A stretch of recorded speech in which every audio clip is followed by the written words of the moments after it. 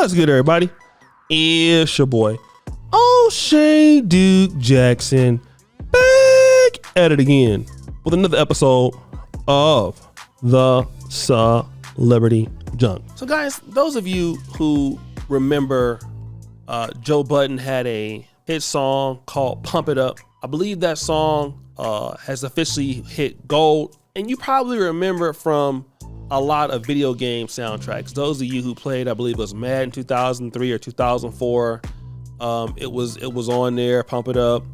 I thought it was on NBA Street. I don't think it was, but if you played, Madden, his song was there too. All right. So that's how a lot of us, knew it, because it was hot. It was on the radio all the time. It was on video games, and it finally hit gold 20 years later. All right. Now, Joe Budden has been very critical about Young Miami and her ability to be a rapper. He doesn't really respect her as an artist. And again, that's him dealing with her as an artist. He's not being disrespectful towards her. He's not calling her out of her name. Now, that's a little different with Akademiks sometimes, but for the most part, they're dealing with her as, not really being serious in the industry and not really being that great of an artist, and then being lazy. All right. So instead of her taking the criticism in the way that she should, Young Miami is being petty about it. All right. So basically, when he got his, certified gold, he's showing it off. Young Miami reposts Say Cheese thing. She's laughing. All right. Now, Joe Budden responds, "It would be too easy," right? Trying to tell her, like, look, I really want to give you this work. I'm not going to give you this work, right? Now, she started this thing today. I want you to see this. Another one bites the dust. Remember, you was just celebrating when you thought I took an L. I can laugh. You was just laughing at me, so let's laugh. He goes, "You're right. I'll laugh tomorrow." All right? Like I always say, laughter is good for the soul. This is him taking the high road. Young Miami says this: "If you don't like the way it feels when someone laughs at your accomplishments, but it's cool when you do it, it don't feel good, right?" Now, again, I think that he's laughing at the fact that she got like the best BET podcast award, only had 6 episodes or whatever. So then look at what she says here, right? "I'm beefing with a whole bunch of men. This is sad. Protect black women." All right. Now, I'm going to come back to this in a minute, but I want you guys to hear what DJ Akademiks said. He's responded to this, and then I'm going to come back. Your music career was never compared to Joe Budden. Number one. You are Caribou. You see, the reason why you can't speak to somebody like Joe Budden is because whether he wrote a song, which is almost like a pop song now, it's a very popular hip-hop song, Pump It Up, or he wrote any of them other songs he wrote, they all came from his pen, his mind. He owns the publisher. Young Miami, you can't name 5 lyrics that you done wrote, and that's the problem. You got to stop cosplaying as you're a outstanding artist, because you're nothing but a ventriloquist, and that's the problem where people like Joe Budden has always been frustrated. I didn't get his frustration when I first lined up with him on Everyday Struggle, because part of his frustration was with people like you, because people like him, for him to come up with some brilliant lyrics, really genius shit, double entendres and triple entendres and all these complex and multis and all this type of stuff, he had to really think. Pen and paper, BlackBerry, iPhone. He's really trying to lock in. All you had to do was show up and say, "Where's my rhymes?" Now, I'm not going to knock everybody who uses a ghostwriter, uses help. But you're the same person who also disrespected your label before, and they're the one who gave you the ghostwriter. Remember the reason why Yachty don't roll for y'all no more? You want to tell people? I'll tell people. You don't want to talk about that. Why don't Yachty write for y'all no more? You tell me. But you won't say it. You can't. It's disingenuous to see an artist that don't write, that is non-talented, that could barely recite. And by the way, don't let nobody, and Young Miami, I spoke directly to your situation. The reason why you addressing everybody, neighborhood talk, Joe Budden and not me, is because I talk to, exactly who I talk to at this point. You don't want to say it. You don't want them tapes out of you not being able to perform the record, you not being able to record. You sound remedial. you should never mention a real rapper in your mouth. You're just not that talented. The whole point with somebody like you is that when given and gifted a career is that you've just never had the you've just never had the passion to just to say, I'm going to just give a little bit more than average. And that's the problem.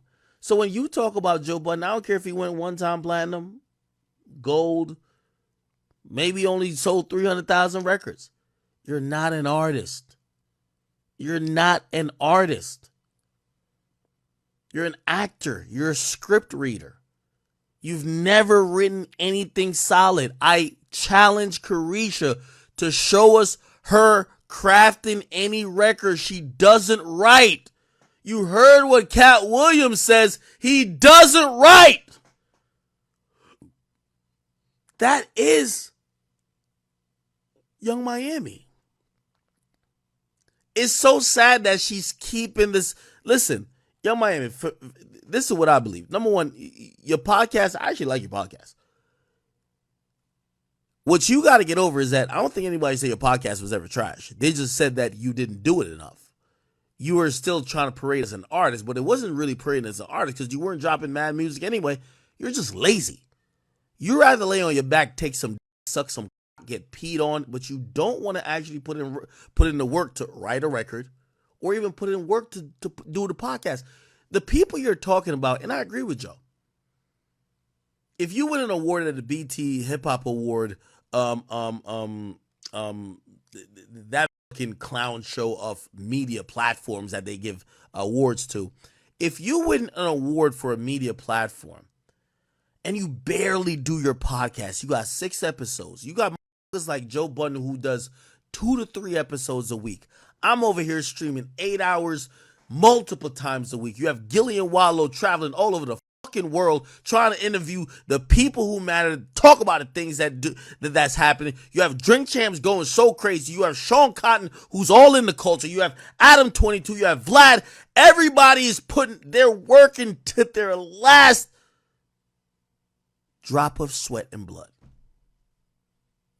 And a little criticism. This is exactly why, Carisha, let's talk about this, Carisha.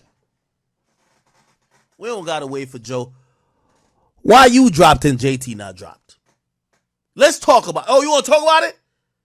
Why you dropped and JT not dropped? Let's talk about it. I want to talk about that. Why the label focusing on her but not focusing on you? You're unpassionate. I don't even know if that's a word. You lack the passion that is needed for anybody to. Carisha, what you can't do is you can't get nobody to commit millions to you unless you're sucking their like Diddy. That's the problem. You wasn't fucking and sucking everybody else. So they all pulled their money out. They all said, by the way, Carisha, answer this question before you get at Joe. Why are you dropped, but JT not dropped? Why don't they fuck with you? And why do they fuck with her? You know why? Because that girl, I don't give a fuck if she with Uzi. She don't want to go lay up on her.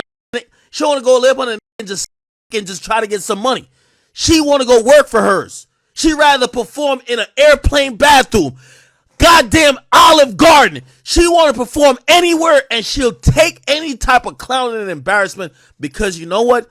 No matter if you want to say she's the most talented or not, she definitely got some passion. That's where you just don't go in. Now let's go back to Young Miami. After starting this argument with Joe Budden, she says this. And this is exactly what I knew she was going to do. I'm beefing with a whole bunch of men. This is sad. Protect black women.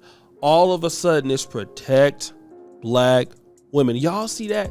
She the one that kicked this off today. Now, the lady goes, girl, this doesn't count. They just said you can't rap. Another chick goes, go protect black women from Diddy. And this is, like I said, the same trope that Tiffany Henyard runs. It's the same playbook. Whenever you want to deal with women who are also saying, look, I'm a woman. I can do everything a man can do. I'm on the same level as a man, right? We on the same level. I can do whatever he's doing. Then when, they're not putting in the same effort, and Akademiks talked about the same guys in the podcast field that put in a lot of effort. He mentioned Gillian Wallow. He mentioned Say Cheese. He mentioned himself. He mentioned Vlad. He mentioned Joe Budden. Young Miami's only put out 6 episodes only, and when they talk about the fact that you're not putting in the same work that these men are putting in, you know, and that you're lazy, now it's protect black women. But when you doing good in the industry, oh, you know, we can do the same thing you men doing. Ain't that what Meg Thee Stallion said? And this is a trope you're going to continue to hear as women are starting to be, you know, trying to compete in the same spaces as men. And then when they fall short, you talking to a black woman. How dare you talk to a black woman like that? And really what you hear is a dude's dealing with a concept. They're dealing with arguments. They're dealing with positions. They're not dealing with, you know, at least today, well, you know, you're a 304 or you're a, no. They're dealing with a concept here. Like, okay, you're not doing X, Y, and Z. All right. You're not working this hard doing this X, Y, and Z. They're dealing with that. And this is why a lot of times I think a lot of men gotta really be careful in today's world, because criticizing women openly is gonna lead to that trope. Oh, you're talking about a black woman. You're talking about this. Versus instead of somebody just looking at, okay, what is the person dealing with? Okay, what are they dealing with? Are they dealing with a concept here? Are they dealing with a position? Are they dealing with just facts? And you're gonna find out time and time again that the more we get, and especially if Kamala Harris get into play, she get into to office. Listen, talking about a woman in general, they're trying to make that illegal, where you can't even deal with the principles.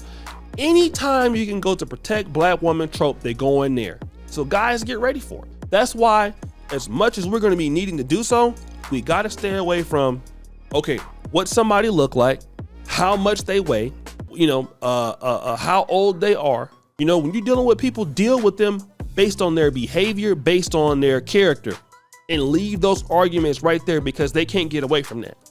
They can try to go back and say, protect black women. No. They're going to look silly when they do that. That's why you can't insult these sisters no more. You can't come out here and say, no, deal with them from their only positions and their behavior. And only that's the best chance you got. Because once you start saying, we've headed this and we've headed that, and you a single this, and okay, now you're bashing protect black women. And then whatever point that you had to make that you should have did without saying all that, it's going to be null and void then. Stick to the positions. So guys, it's your boy O'Shea Duke Jackson, back at it again with another episode of The Celebrity Junk. I appreciate you for all that you do. Subscribe to the bell. We're out.